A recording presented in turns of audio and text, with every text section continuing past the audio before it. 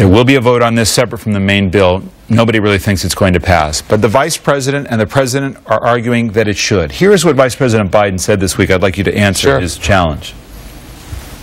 There's not one single thing being proposed, not one,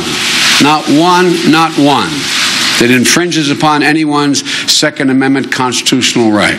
This is not about anybody's constitutional right to own a weapon. Tell me how it violates anyone's constitutional right to be limited to a clip that holds 10 rounds instead of 30. And here's why the whole thing doesn't work. It was lied into law 10 years ago. It didn't work. The studies show it didn't work. Anybody that knows anything about firearms knows that the AR-15, which uses a .223 cartridge, is the very low end of the power spectrum of rifle cartridges.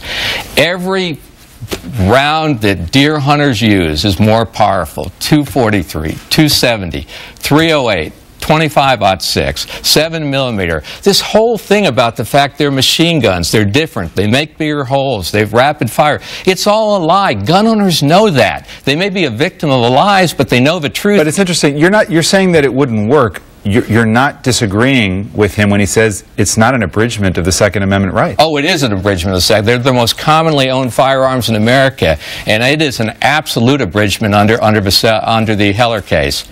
I mean, let me give you the real sad thing, though. Let me hold up a mirror right now to the whole national news media and the White House.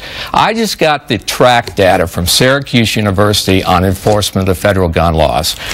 Last time I was here, I brought it from 2011. It just came out from 2012. Do you know where Chicago ranks in terms of enforcement of the federal gun laws?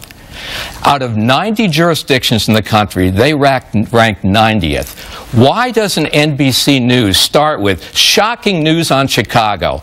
Of all the jurisdictions in the country, Chicago's dead last on enforcement of the federal gun laws. Why doesn't the National Press Corps, when they're sitting down there with Jay Carney and the President and the Vice President, why don't they say, why is Chicago dead last in enforcement of the gun laws against gangs with guns, felons with guns, drug dealers with guns? And you support those as felonies, being charged as felonies? Absolutely, and we want them taken off the street. I mean, if you're the President and the Vice President and the Attorney General, and your job is to enforce these laws against I'm talking about drug dealers, gangs, and felons that are walking around with guns on the street, and you don't do it, you bear some responsibility.